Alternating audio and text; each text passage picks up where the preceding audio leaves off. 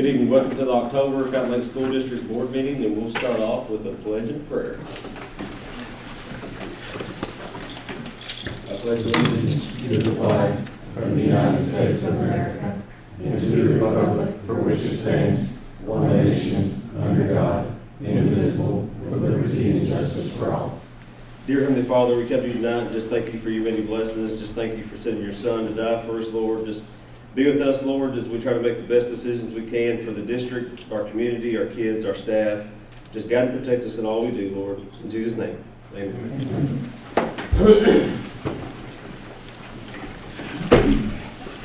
All right, so just like to welcome everybody once again. We have a full house. And we'll start off with public comment. Leaving by the side of you. All right.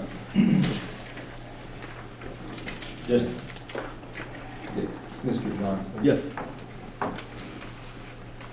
So just to remind you, during our public comment, is it 3 minutes? We give you 3 minutes to talk. We don't talk about staff, kids, anything like that. So policies, procedures, stuff we can help you with. I can't talk about staff or kids or policies or procedures. Can I talk about personnel? So individual personnel. No, that's correct, correct? Yeah, no names. Yeah, no names. So I can talk about policies and personnel as long as I don't use names. Yes. So it would be difficult to discuss these issues in 3 minutes anyway, and also difficult to do it based on the comments I prepared without any names. So I don't know if I'm going to be able to do it justice. I've been informed that the board is fully informed and is already aware of the misconduct that I reported, violations of the law, child abuse, racist, racial language by volunteer Pee Wee coaches, screaming at them, yelling in their face, calling them profanities, words they had never heard before in some cases. More than just my child, multiple children. In my mind, the use of the N-word should disqualify someone from being a coach. The school disagrees. In my mind, grabbing a child by the arm, pulling to your arm, screaming in their face, calling them profane things, referring to children as our mixed boy. I say the use of the N-word, referring to someone who, as the little Mexican, and talking about tacos and getting the kids to use broken English fake accents. And on top of it all, the child isn't even Mexican. I think the coaches assumed that he was because of the color of his skin. The school knows about this. The school's admitted it. Initially, coaches denied it and said there was no physical contact and no inappropriate interactions. They concluded that this stuff didn't happen because they trusted the people and that they had the video recordings and that, and I said, great, you have the video recordings? If you'll watch it, you'll see misconduct. You'll see the type of misconduct that I am describing.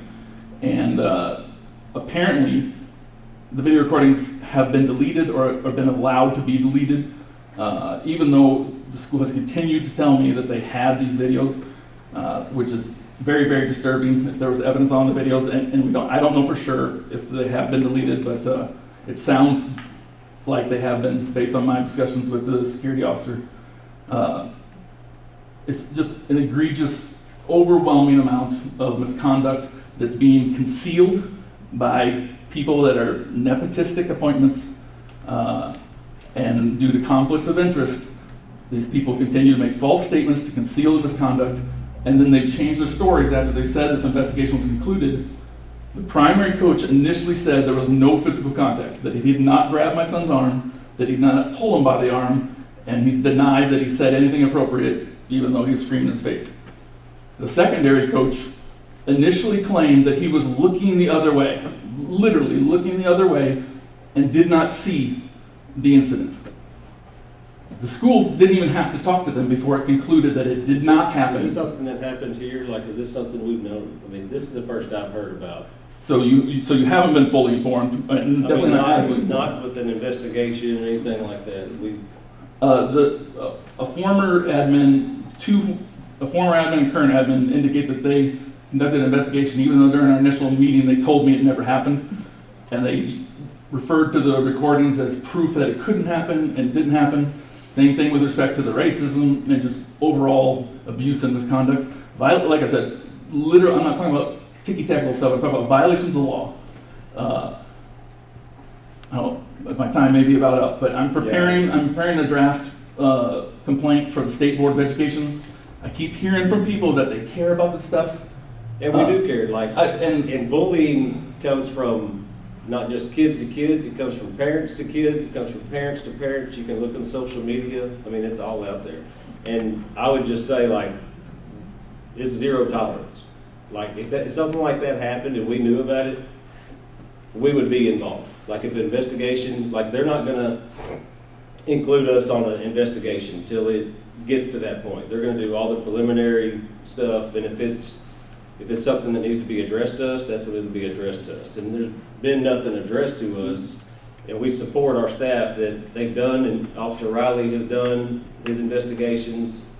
So I'm thinking, did it happen on campus? It happened here, at one of our ball games, our practices. misconduct has occurred on school property. Lots of misconduct, from illegal fundraising activities to the child abuse, maltreatment, mistreatment. So now we're talking about illegal fundraising?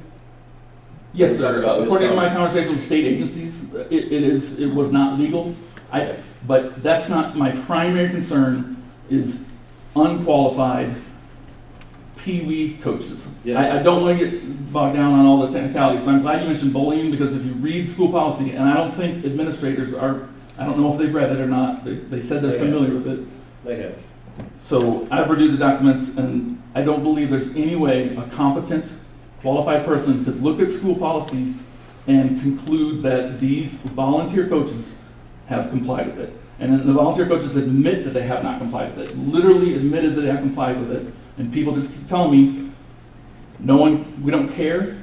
Parents don't care about the racist stuff, and we don't need to do anything about it. We have no duty to do anything about it. And I'm glad you mentioned bullying, because the bullying policy doesn't address adults abusing children. And there's a lot of other policies that the admins don't even know about and aren't enforcing. Okay, we will definitely get with Mr. Landry and our athletic director, Officer Riley. We'll get involved with this if there's something that we see that needs to be brought ahead. But if you want to file a complaint, I mean, everybody's got free will. Do what you need to do. We're not going to try to hold you back from doing anything. We'll go through the process just like anything else. We'll go through, you bring your complaint to us or to the board, the state educational board, whatever you want to do. You have every right to do that. Great, thank you.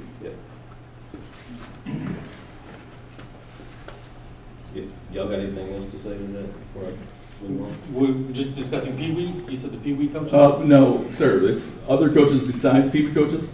The administration knows about at least some of these violations and hasn't reported them It was publicly. AAU. Uh, That has no affiliation with the school. Pardon me, also AAA rules, high school. They don't govern Pee Wee or AAU rules. So it's, This isn't just, this isn't just an AAU issue. Okay, we're going to go on to the next, but I do encourage you, if you want to move that forward, do so with proper channels. Our attorneys will get with you Great, and work with that.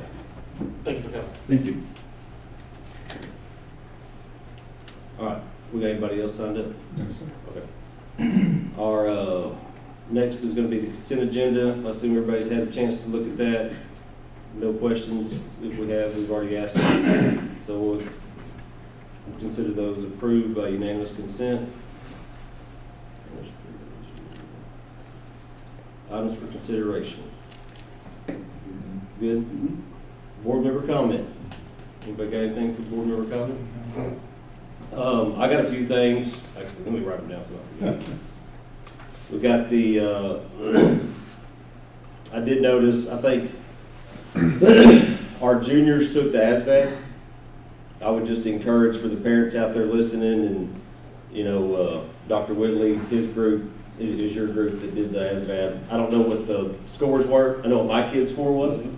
But I would encourage the parents, even if your kid doesn't plan on going to the military, which the ASVAB is a military test, I would encourage the parents to have their kids try as hard as they can on that. Always have a backup plan. That's what I told my son. He's like, Dad, I'm not following your footsteps. I'm not going to service. But you never know. I didn't think I was going to either. And he'll probably have to go back and retake it if he wants to go. So they're going to do it again, I think, in March. And then I would encourage, I know it's a ways away, but as I was walking through the office the other day, our ACT board, you know, I got a picture of it. And I think our ACTs are coming up in March. I would just encourage, I know our teachers are going to encourage, without a doubt, but we've got several kids that are excelling with our ACTs. You know, we got the little board as you walk in the high school on the right that have 30 plus. I mean, I would just encourage the kids to, man, on them tests, especially those big tests like that, I mean, don't just go in there like, I admit, I did, man, CBDA. I took it 4 times. But get in there and try for those tests, get them high scores, get your college paid for, even if you decide you're not gonna go to college. I mean, if you get really good scores on that test, it may perk your interest to go to college. And then the next thing is this Friday, we've got the 50th year anniversary of Fountain Lake football. So that'll be a big deal. The agenda, you know, for the alumni that signed up, it's gonna start at 4:45 and roll through like until game time. So, yeah, I think we got 120, 130. 125 players, 350 family members that are coming to the dinner. Yeah, so that's gonna be big. So if you plan on coming to the game, you might want to get there a little bit early. Or you get there late, so we still have seats when we get there. But that was all I had. I figured Mark would have something. So I asked. I'm good. I'm good. Good? All right. Personnel. Motion to hire the following for the corresponding positions. Bo Hoople, bus driver, effective September 30th, 25. And Jeremy Hildreth, bus driver for the remainder of the 25-26 school year. Any questions on this? We good? All right, so the motion to hire the following for the corresponding positions: Bo Hoople, bus driver, effective September 30th, 2025, and then Jeremy Hildreth, bus driver, remainder of the 2025-2026 school year. All in favor, say aye. Aye. None opposed, 3-0. Motion to accept the letter of resignation from Carrie Albright, middle school, high school nurse, effective September 30th, 2025. All right, everybody good on that? All right, motion to accept the letter of resignation from Carrie Albright, middle school, high school nurse, effective September 30th, 2025. All in favor, say aye. Aye. None opposed, 3-0. Keep going. Yeah. Motion to expel student number 5002640 for 1 year, effective October 13th, 2025. Student may return to school on October 14th, 2026. Yeah, we'll go to executive session to talk about this.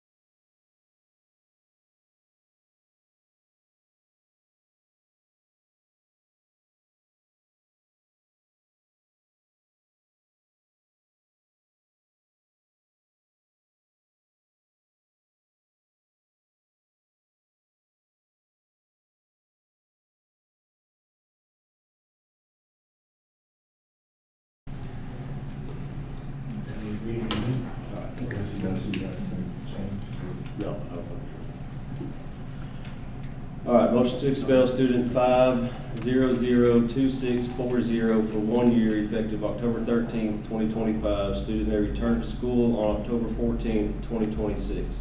All in favor say aye. Aye. None opposed, passes 3-0. And Mr. Stage will be getting with you for tomorrow. Okay. All right, and we're gonna adjourn our regular meeting, and then we're gonna, give everybody a second.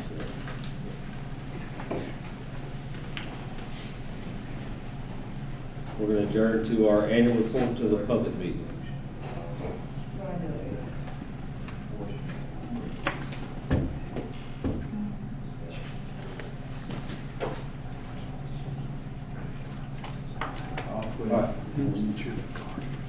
Start off with elementary. Yes, so Okay. that Ms. Curry can get to. Yes, absolutely. Okay. JB's just now warming up, so we should be good. Arkadelphia, yeah. Okay, so we always start with celebrations at the elementary. So our teachers started new unit planning design for all of our lessons called the 15-day challenge. We're actually doing this district-wide in each building. Really excited about that. This focuses on intentional teaching and assessing of standards with a continuous cycle of analyzing our student data to drive our instruction. All of our staff work really hard and diligent in their teams in our PLC process every Wednesday, and when they meet together during their planning times, their data drives their instruction, and students get what they need during our individually scheduled win time, which is called What I Need time, which is about 45 minutes to an hour block out of each day. All of our teams, teachers, special ed, and intervention work collaboratively together to serve all of our students, and they use that data to drive their decision making.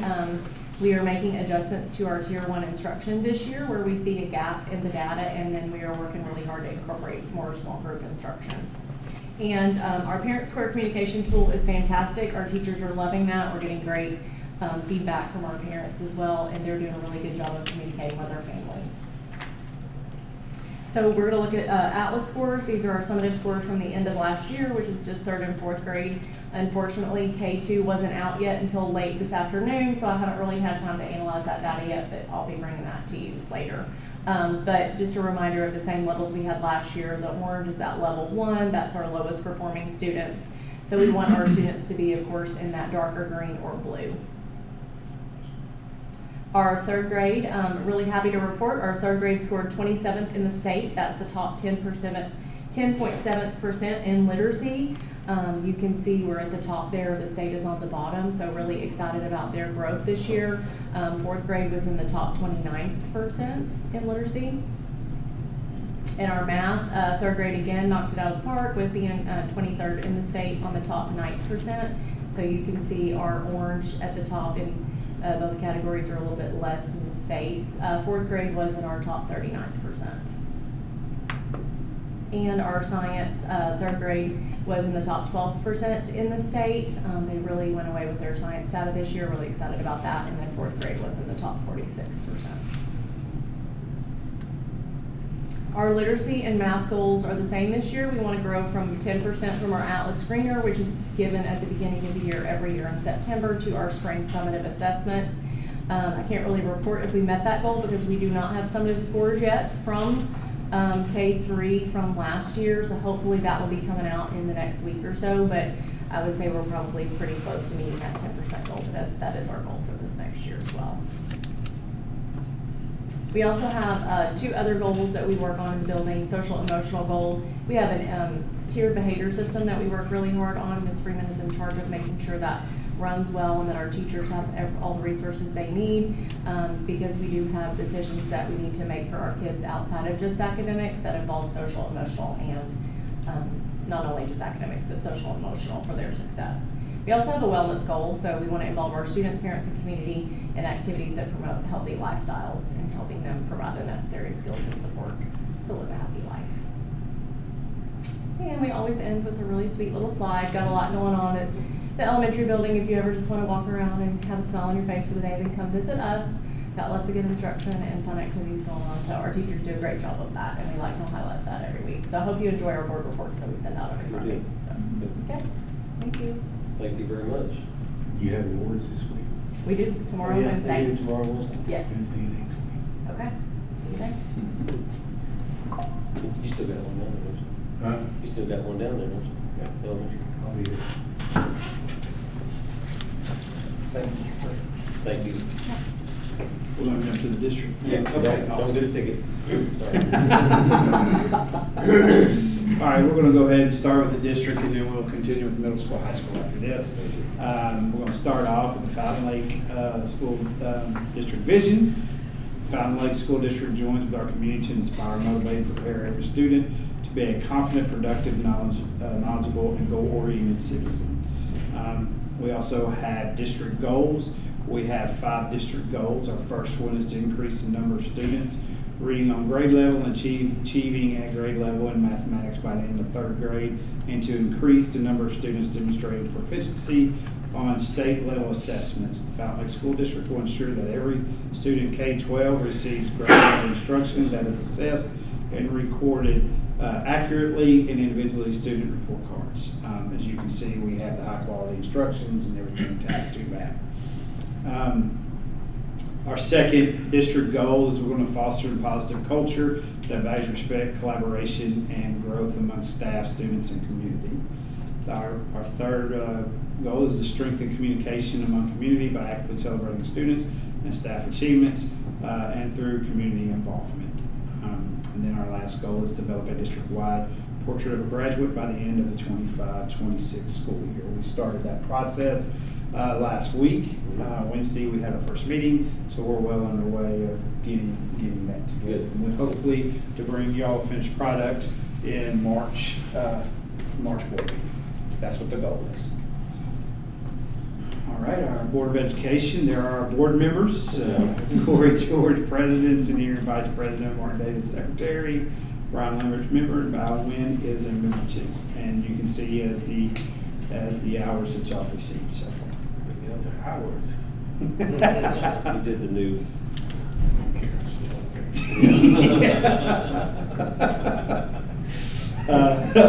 Also, I've got to report to you all of our state required information, our discipline policies, training, parental involvement, plan, elementary, middle school, and high school are accredited. Those are all put on our website that we have to have, so those are all yes. And that's the link to this strategic plan that was generated through the AR app. Yes, okay, yes, so all of our district plan is underneath that link, so we have that on our website too. Also, I got to put in our graduation rate, and I'm sure Dr. Whitley will go into a little bit more than I will. These are from 2007 to 2025. Our graduation rate, hopefully we'll start seeing a trend of going upward with that. So we want to keep it going on. That's right. We have in our enrollment, our 8-year October 1st enrollment count, kindergarten through 4th grade. Currently, right now, our entire elementary enrollment is at 403 kids. Yes, and that's a trend on all schools in Garvin County. Mm-hmm. And a high percentage throughout the state. Just those kids? Birth rate, my birth rate. Oh, okay. Grades 5 through 8, middle school enrollment, we're at 390. Yes. And then we have our high school enrollment, 912. It is 387, so that puts our district totals without counting our pre-Ks, 1,180 students.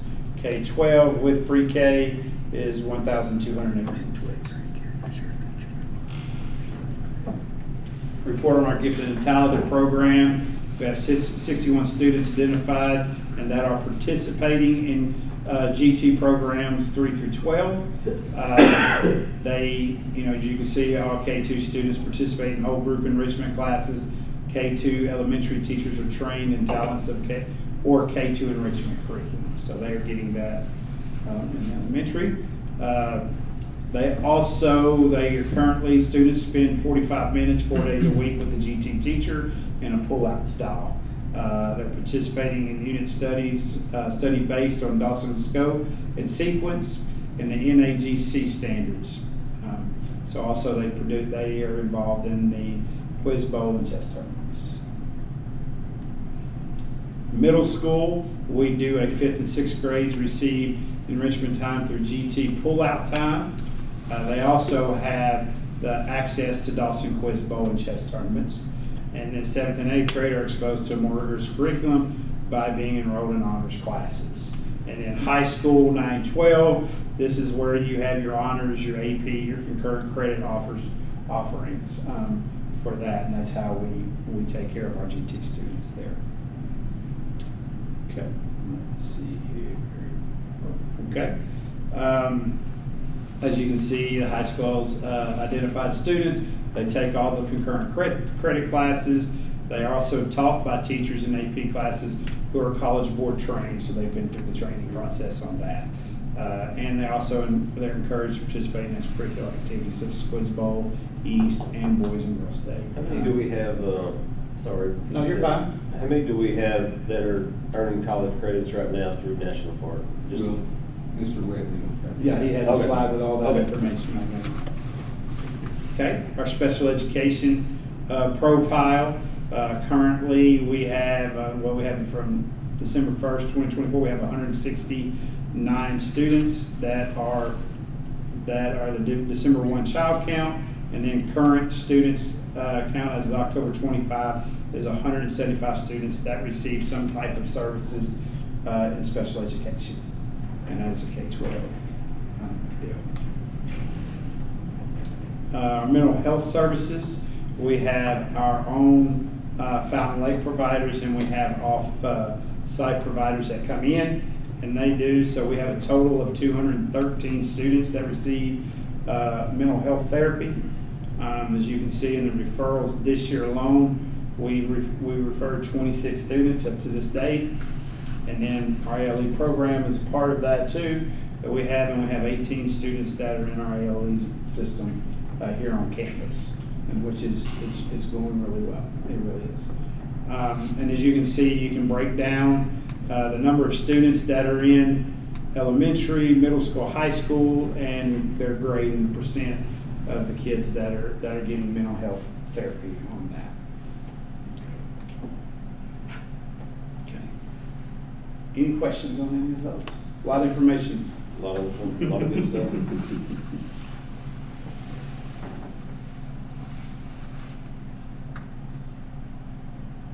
All right.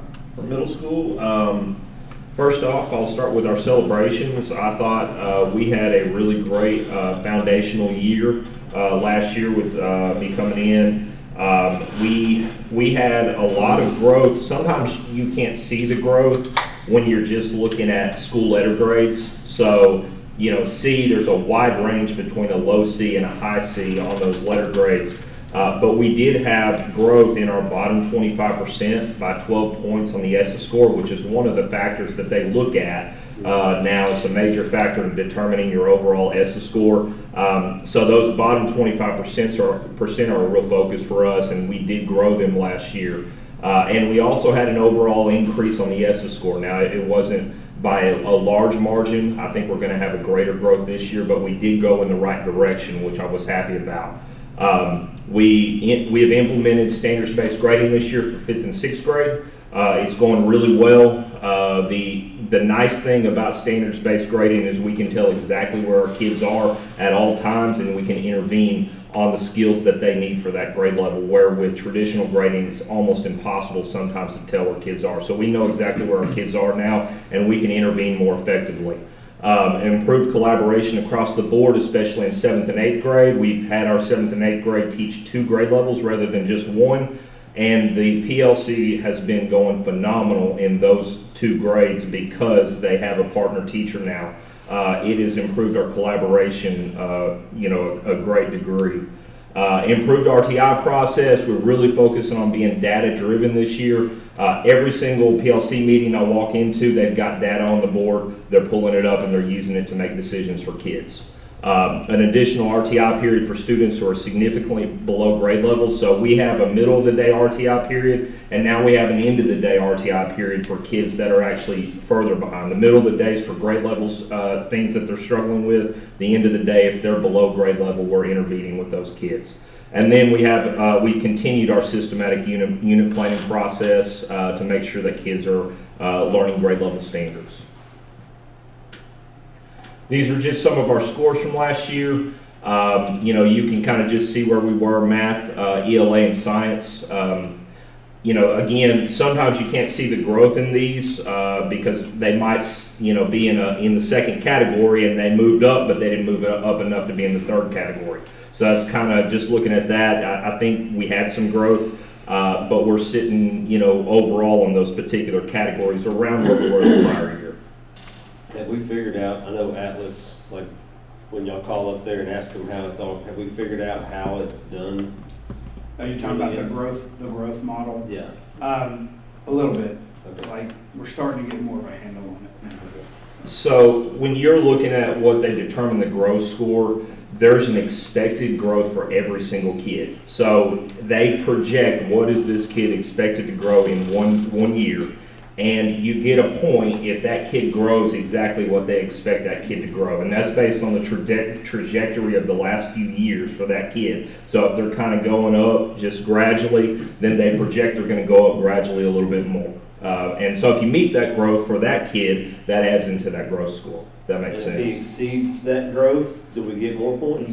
No, well, you don't for the growth score, but you do if they move up on the achievement score. Right. Yeah. Go another level. Yes, Yeah. if they get from a 3 to a 4 or a 2 to a 3, then yes. Do the kids see where they're, like, do the kids see this? Yes, so one thing we've done this year, we brought the kids in their advisory time, we've showed them the data, and we said, hey, this is where you've got to get to. Okay. And I think that's really important too, for them to know, hey, there's a goal.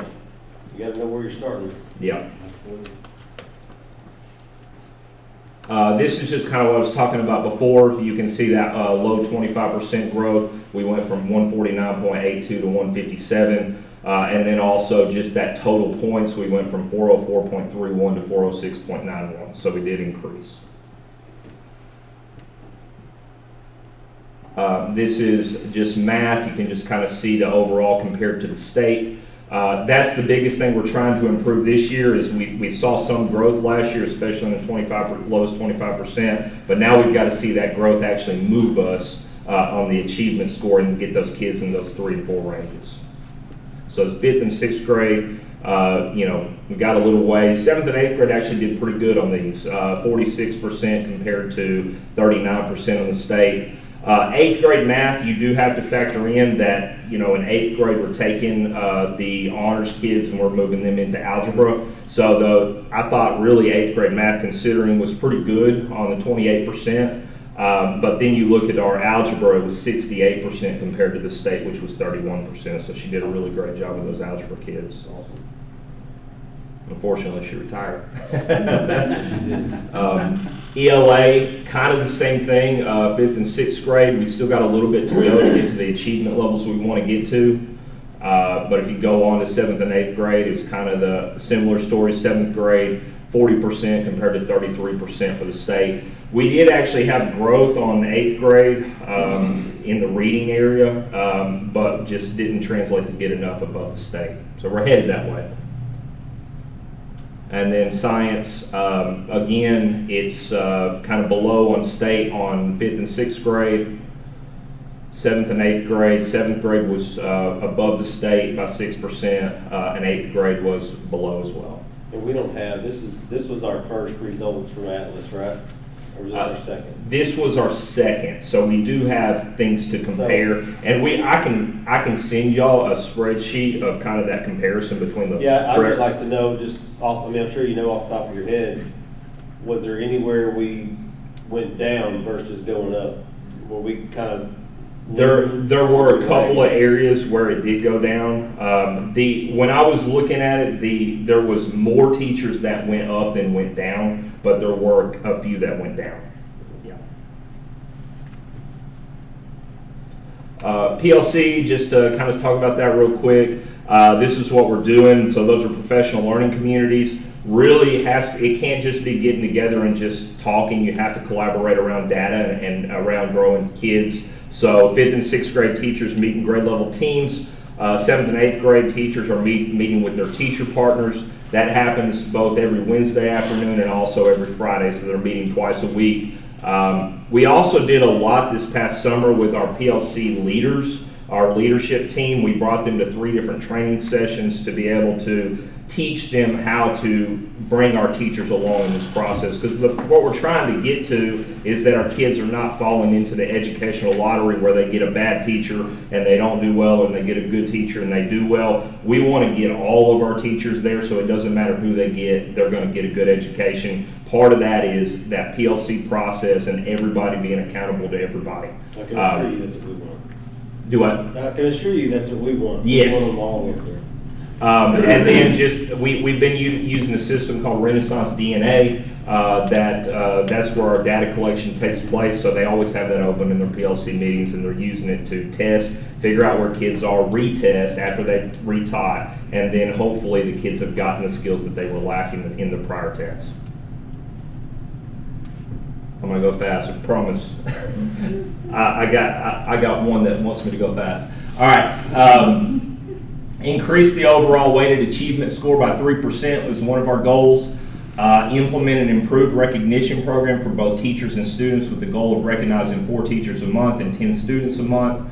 Increase parental involvement and participation by 50% as measured by parent sign-in sheets, which we will do through the Cobra Parent Partners, which we have this week, by the way. On Wednesday at 8 o'clock, we will have our first meeting. And then develop a document that portrays the qualities and characteristics of a middle school graduate. So we really try to mirror our district goals with these to try to support what the district is doing. That's at 8:30?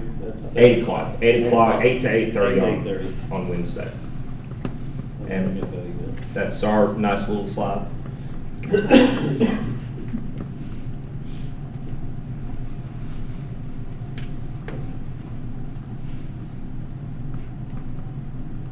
So, for the high school, Dr. Garrett Whitley, by the way, I know I've met everybody in here for the most part.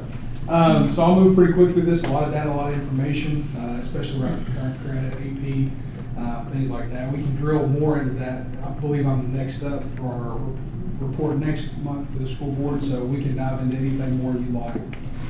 So overall, this is the trend data from 2021 to 24-25 this past school year. We haven't currently gotten the dropout rate for this past year. They're still working on collecting that information. Also, the college remediation rate, that's based on students that are entering college and how many of those have to take like transitional classes to get ready. So you see those numbers are trending in the right direction. Graduation rate, that's something me and Mr. Landry have had multiple conversations on, making sure we have a better way of monitoring that, tracking that, and also keeping up with those kids, and making sure nobody's falling through the cracks. our goal's 100%, right? 100%. Always. Sure. Make sure our goal's the same as yours.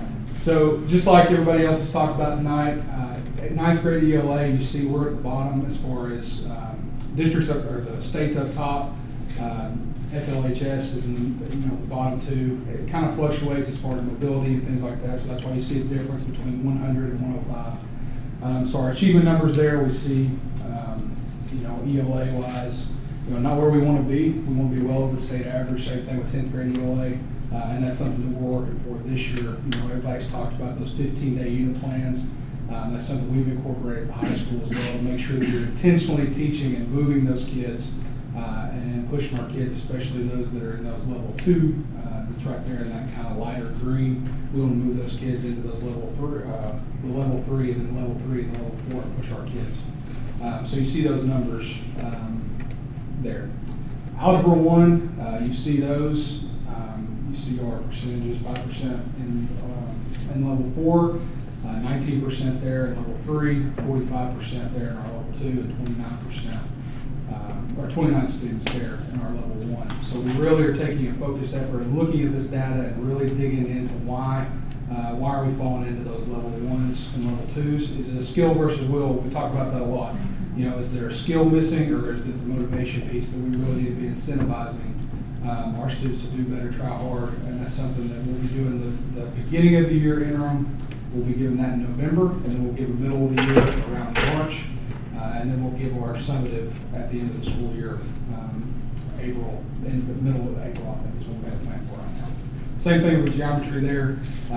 Statewide, the geometry numbers are lower, but that's something we'll really take a look at, as far as addressing those. And like I said, with the implementation of 15-day unit plans, we can specifically get in there and target those missing skills and make sure we're moving our kids in the right direction. So you think the 15-day unit plans is gonna be the cure for 18 to 20% difference to really delving in and it's gonna help out? I think being intentional with that is going to make a major impact on these students. I think a lot of times when we get to high school, we lose out on that piece, like we're talking about middle school and elementary.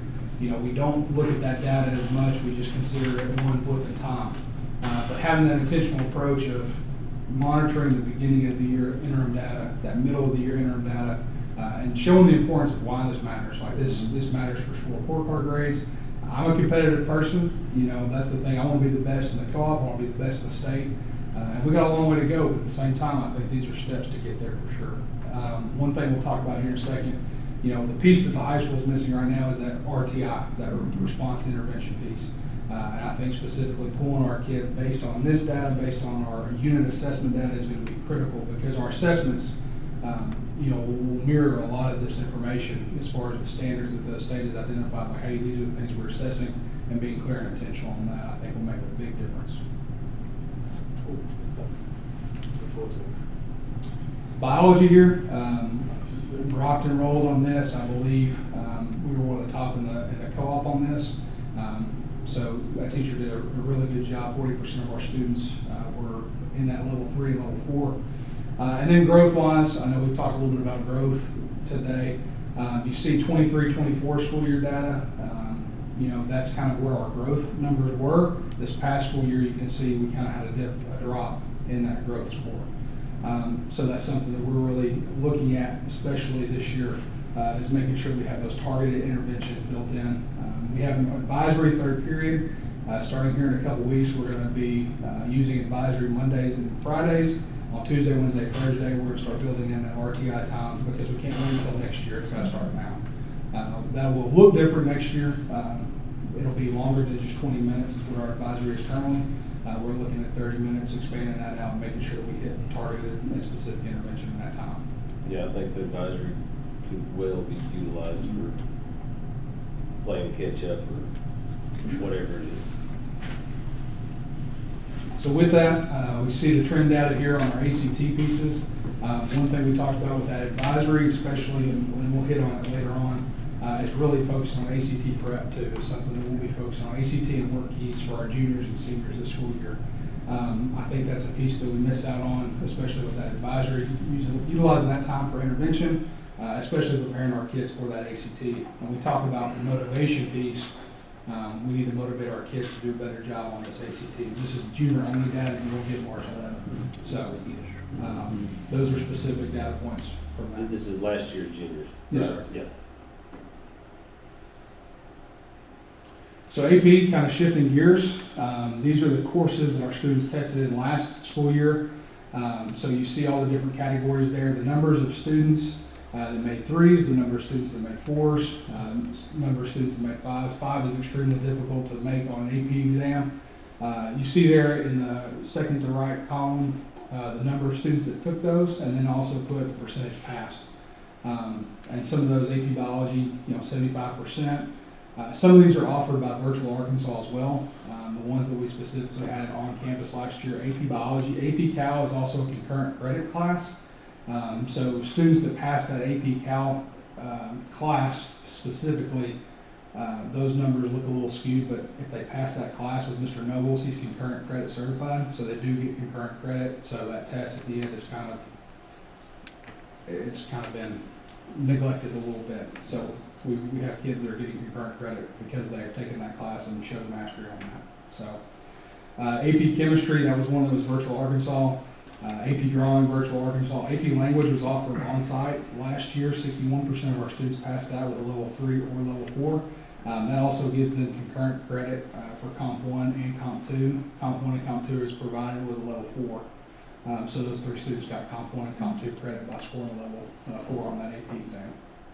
AP Lit, that was offered on-site last year as well. 50% of our students passed. AP Psychology, AP US, and AP World were all virtual Arkansas last year, and they are this year as well.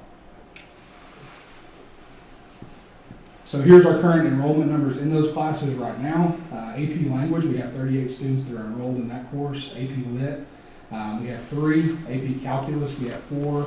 AP World, AP World, we have 25. AP US History, we have 15. AP Art 1.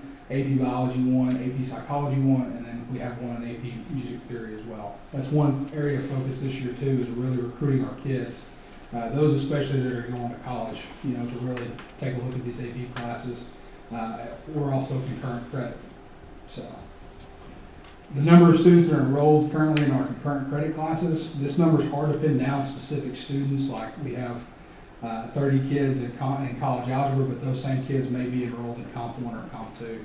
The Comp 2 numbers look a little bit different between Comp 1 and Comp 2, just because we have some kids that did score those level 3s and level 4s, so they might not have had to take Comp 1. College trig there, you take college algebra in the fall.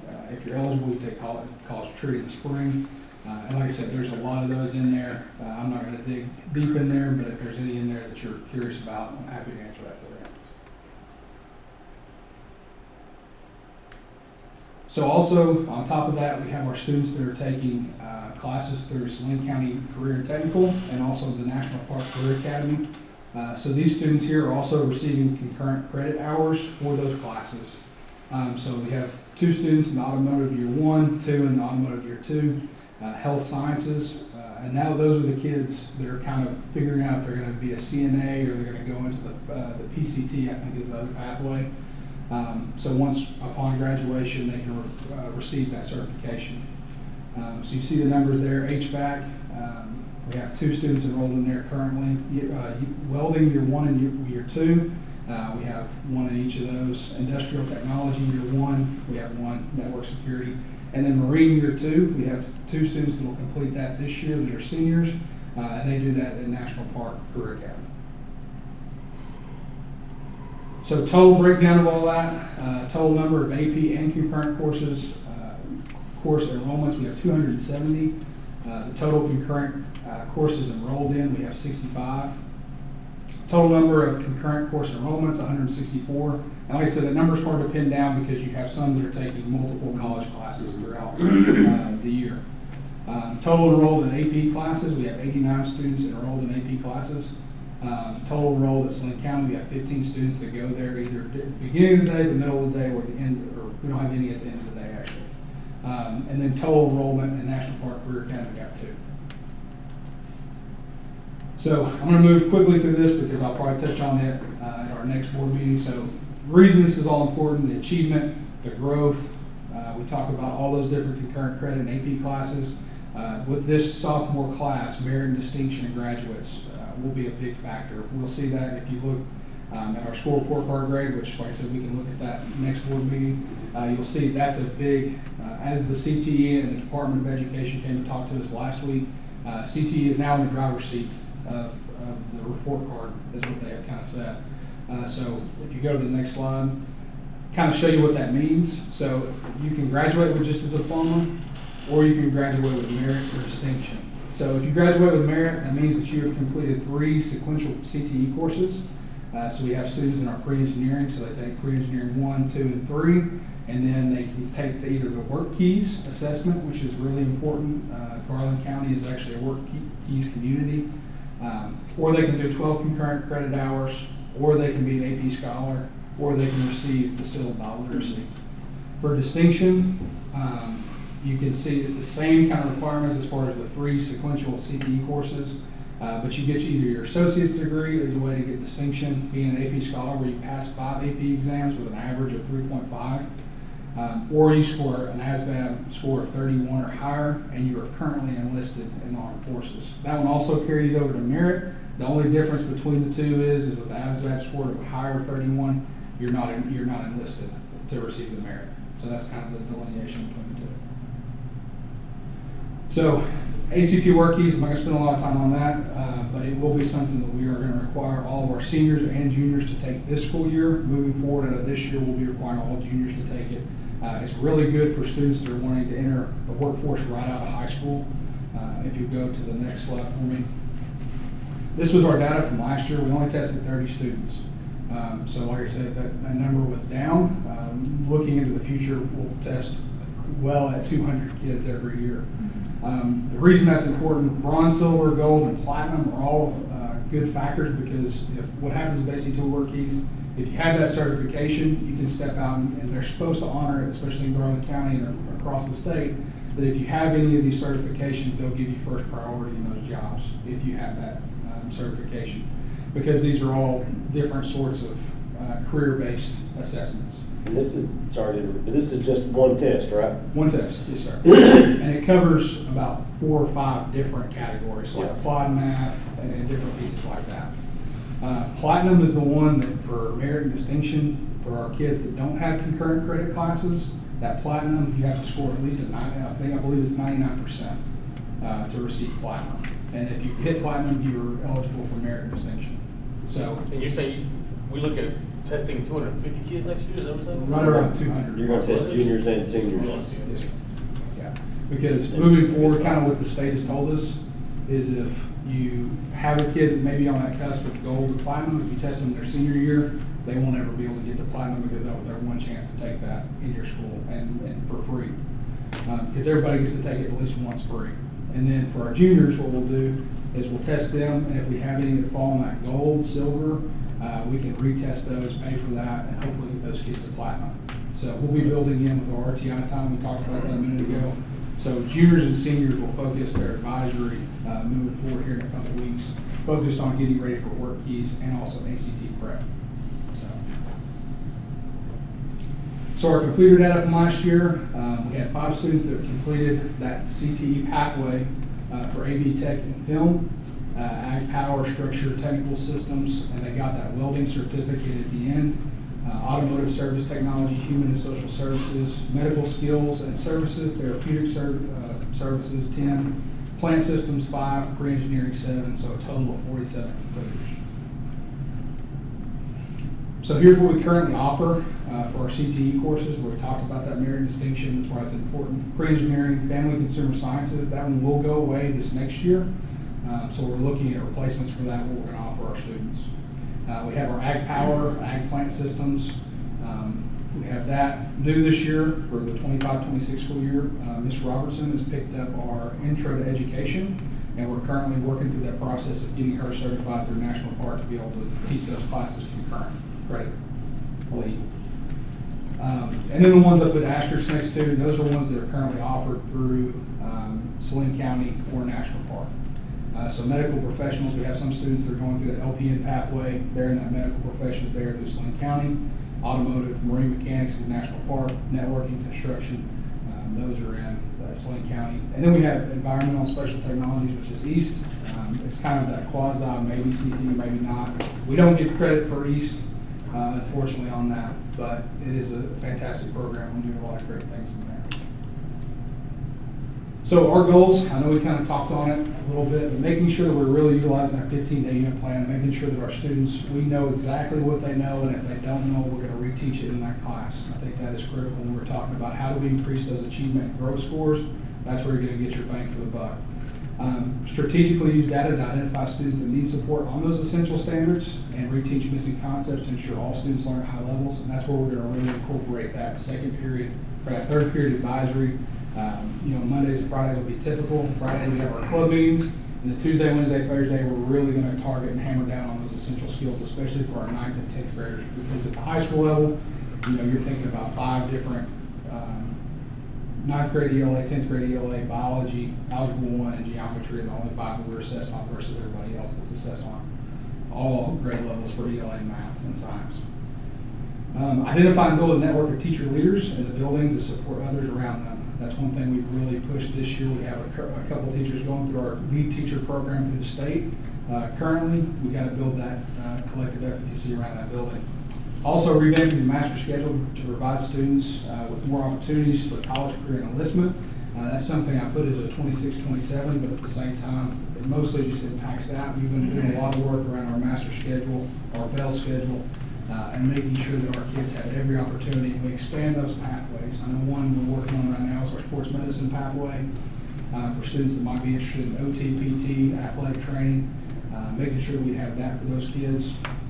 And there's a whole bunch more that we're working on. We're going tomorrow. The state is hosting the CTE, kind of the new courses they're offering. So me and the CTE teachers are going down there to see what are we going to offer, how we're going to offer it. Culinary arts is another one we'll be looking at to make sure. We want to make sure that we are offering our kids the best opportunity for success, and make sure the kids understand, I come to school for a reason. I'm not just here floating. So here are the important dates. I know we talked about a few. First one was September 16th. I know Mr. Hutchinson was talking about retesting later in March for the ASVAB. PSAT is coming up October 23rd. We have the Atlas Interim 1 coming in November. We have those spread out over a few weeks. November 19th is our FLHS Career Fair from 8:30 to 12:30, I believe it is. If y'all have time, I'd love for y'all to come check that out. Mr. Green has done a fantastic job planning that. We have a lot of people coming in to talk to our kids. March 11th is that ACT for juniors only. Specifically, we have ACTs planned throughout the year, but that is the free one provided by the state. Atlas Summative will come in April. We'll also be testing all seniors and juniors on there too for ACT work keys. And then May 4th through the 15th, we'll start our AP testing window. I didn't want to put all of them on there because it's spread out over the month of May. And then graduation, obviously, May 8th at 7 o'clock at Banco ZK Arena. Cool. A lot of info. A lot of A lot of numbers. And if there's something, like I said, if there's something at the next one, I know I'll probably dive deeper into that graduation with Marion Distinction and our CTE pathways. We did a student interest survey where we surveyed over 300 kids to try to see where they fall and what courses we can offer to fit their needs. So we have a way, I mean, I know y'all do, I'll just let you elaborate on the kids that we know are gonna go into the workforce. Like I know it showed up there's only 15 that go to Saline County. Is there a max that we can send to Saline County? I mean, what's our process of, is it just talking to those kids through advisory and through, as they're coming up, identifying those kids like me, I wasn't going to college. Send me the service or work. You know, do we have a lot of those that we know want to go to the workforce? She'll take the whole 10th grade over there to see the place. Okay. Late this fall, early in the spring. Okay. Ms. Hensley will? Yeah. Okay. The only way a kid will not get a chance to get in one of those classes, because they're servicing how many school districts? 6, 7 other school districts, and if it's full up, then Yeah. you know there'll be kids that may not get that program, but they'll be offered other programs too. Yeah, so just, you know, for the community listening, if you've got a kid at home or you know somebody, you know, that place is a great place to get, you know, whether it's welding, automotive. It's unbelievable. I mean, if you've got somebody interested, get them interested sooner than later. That way they can secure that spot Yes. to get in there. And I know we've been having some conversations around that, and I know a big piece of it, we've already had a couple kids that were offered jobs after graduation from that program. So I know 2 specifically now. So, with that real quick, so we haven't had any issues getting seats there. They've been really good to work with us to share seats between the schools. Most of the time, it's just interactions between the kids that they'll choose to take a different class. Right. Instead of go out there, so they'll stay here to take a class as opposed to going there. So we're pushing it hard. It's a great Yeah, opportunity. no, I know the kids are gonna make, I mean, just to be honest, they're gonna make the wrong decision. Parents know better, but if there's some kids that they plan on going to the workforce, you know, the blue collar jobs or whatever, man, try to get them guys over there, girls, to get that training and, like you said, jobs right after high school. So, I mean, we do, if y'all didn't know, we have a shortage in trade workers and. Which is office jobs these days, honestly. You need to adjourn. All right, so we're going to adjourn our meeting to the public. And now we're going to call to order the Fountain Lake School District Federal Programs Annual Report to the public. Thank you. That's all yours. All right, thank you. I always get to go last, and you're always exhausted by the time you get to the end, so. We are looking at Title I, our federal and categorical funds for 2025. And let me say as we begin, if you look at the Title 1A, and part of that is parental involvement, Title 2A, Title 4, Title 5, and our 21st Century Learning Center grants, those are all federal funds. They come down from the Federal Department of Education to the State Department of Education. State Department of Education distributes them out to the schools.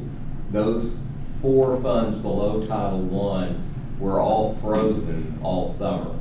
And there was no guarantee that we were going to get any of those. In fact, there was a lot of question as to whether we would get any of those. We don't receive Title III, which is kind of ELL. We do receive a little state money on ELL, but those funds were tied up as well this summer. So there is concern with the on the federal level as to just how much and what will continue to be funded going forward. So saying that, our Title I funds this year, you can see our allotment, $349,000, up a little bit, $38,000 from the previous year. The reason for that is you see that we used the state used the 2023 census data for this year's allotment, and our students living below the poverty level in that 2023 census went from 16.8 the year before to 21.85. So that's the big piece of why our allotment went up. And that is in our district, 21.85% of our students live below the poverty line. That's a significant statistic, and one that I don't know everyone is totally aware of, but that's one that folks need to be aware of. Title I is used to improve academic achievement. It's supplemental money. It goes on top of what we use from the state and what we use locally. So this is like the sprinkles on the icing on the cupcake. All right, so this is the extras, the things that we pay for with Title I. We have 4 Title I teachers in K-8. We do not serve the high school in Title I because their free and reduced lunch percentage is significantly lower than elementary and is lower than high school. So we do, our middle school. So we have 2 Title I teachers in the elementary and 2 Title I teachers in the middle school. They provide supplemental instruction in math and literacy. We also pay for some supplemental parental involvement activities. We have to set aside some of those funds for our homeless students. We buy supplemental materials and supplies, and we have to provide services for about 8 students who are private school students who live in our school district but attend St. John's and Gospel Light. St. John's and Gospel Light St. John's always has Gospel Light. This is the first year they've chosen to participate. So we do provide some supplemental materials to those schools for our students that are students who live in our district who are enrolled in those schools. Title IIA is supplemental improving teacher quality. This is professional development. We can also use some of this money for pathways to licensure. Our allotment this year, $63,482, up a little bit from last year again because of the poverty level. Title IV is a student support and academic enrichment grant. There were fewer funds overall in this fund, and so ours dropped a little bit. Supplemental, we use this for supplemental social and emotional learning materials and training and enriched supplemental learning experiences. So we're able to fund some field trips and those sorts of things that are beyond what we would just fund locally. That's what that fund is. This year we did we're back in, we go for 3 or 4 years in with the rural low-income school funding from Title V, and then we go 2 or 3 years without the funding. Last year we did not have it. This year we have an allotment of $40,000, and so that's supplemental materials and supplies. And everything I said there about the federal funds, the biggest concern is that we have those 4 salaries that we're paying out of Title I currently, and should something happen to our Title I budget, we would have to decide what we were gonna do with those 4 positions. We'll have a pretty good clue beforehand. I mean, we would know if that money was gonna go away, and figure out then what we would do about that. But that's the only real big concern I have. If this money were to go away, is what we would do with those supplemental services that we receive from those 4 teachers. We'd find a place for that. I mean, we have enough turnover that we could fill those folks into classrooms, but it would be the loss of that supplemental instruction that I would be most concerned about. Parental involvement, we have parental advisory committee, we have parental parent facilitators in each building, and I listed some of the involvement opportunities. You can see those there today. They had their first grade had its elementary first parental involvement day. They had the body systems, and so we had first grade parents all over the building. I was there this morning for body systems activities. The kids were all in their scrubs and doctor's coats, and it was a pretty cool little thing. 21st Century Learning Center, we are in the 5th year of that grant cycle. It's a 5-year cycle. You can see there we've received $666,000 over the course of this grant cycle. We partnered with Walnut Valley. They basically do a 2-hour program. The first hour is homework help for all students. The second hour is some sort of activity. They've serviced 378 students last year over the course of the program. They, I think, do 3 9-week sessions or so over the course of the year. This is the third, so they do 4, I'm sorry. 4 7-week sessions. 4 7-week sessions, sorry. This is the 3rd year in a row, student enrollment has increased. State categorical funding, we this year received $362,000 in enhanced student achievement money. This is based on free and reduced lunch application information. We received $551 per qualifying student. That's the lowest allotment that the state does. It goes up based on your free and reduced lunch percentages.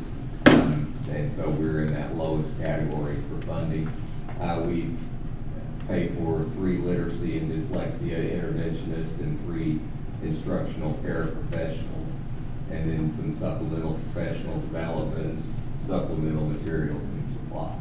And that is, just to clarify, that is, for the public, that is the money we get off of those free and reduced lunch applications. It's not money for No. free and It's reduced based lunch. on the Yeah. information from those applications. So Which I'd love to get regardless free of whether lunches. you, That's, regardless of whether you qualify, you don't know where you're gonna fall out until you actually apply. So. Our ELL funding, we won't know until the spring what we're going to receive this year. Last year, we received $366 per ELL student. We had 21 of those students.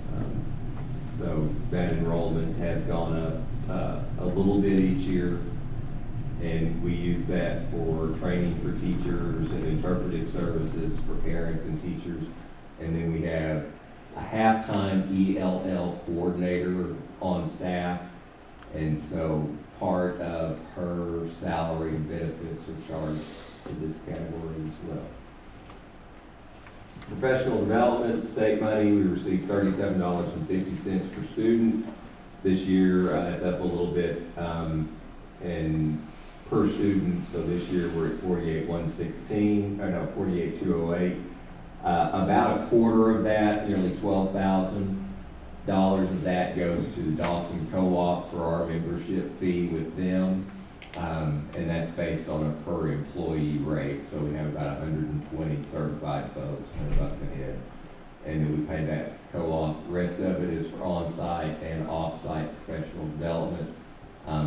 We're able to fund part of the cost of those state-required 36 hours that we provide on campus, and then any additional training that we need folks to pick up.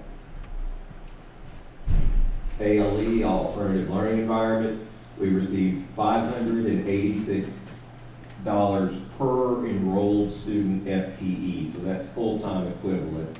And what that means is that we get paid, you can see up there, last year, we get paid this year based on last year's enrollment. Last year's enrollment was 12.63 FTE, and that equates to how many, basically, student days we had students in ALE. Okay, so that's why we don't have a .63 student hanging out there somewhere. That's the amount of time that we had students enrolled in ALE. So this year we get $65,830. See, that's down from last year because our enrollment was down from last year in ALE. You see that last year we received $88,000 and our actual cost was not $196,000. So by moving that on campus, we feel like we'll be able to have probably a higher enrollment, a higher FTE over the course of the year, and we've decreased our costs by moving it onto campus. So we don't feel like that's going to cost us as much locally as it did last year. So that was part of that motivation to move that back on campus. And that's what we paid to Dawson. That doesn't include what we pay a bus driver to drive lunch up there every day and to drive the kids up there and back every day. And doesn't count the amount of time that Officer Riley had to leave this campus and drive up there and be on that campus. So there were a lot of costs and time and money to have ALE off campus. And we feel very strongly that we're recouping those, both the dollars and the time, by having the ALE on this campus. And that is my last slide. Any questions? We got plenty of room for the ALE here, I mean, setting up all that stuff, and that's gonna be the drawback, is creating space for it. It's in the annex building, moves 3 classrooms there. Okay. And then 1 is in the elementary.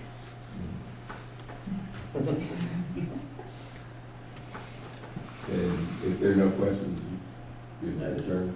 That is all of them. If y'all don't have anything, that's it for me. Thank you all. Thank you, sir.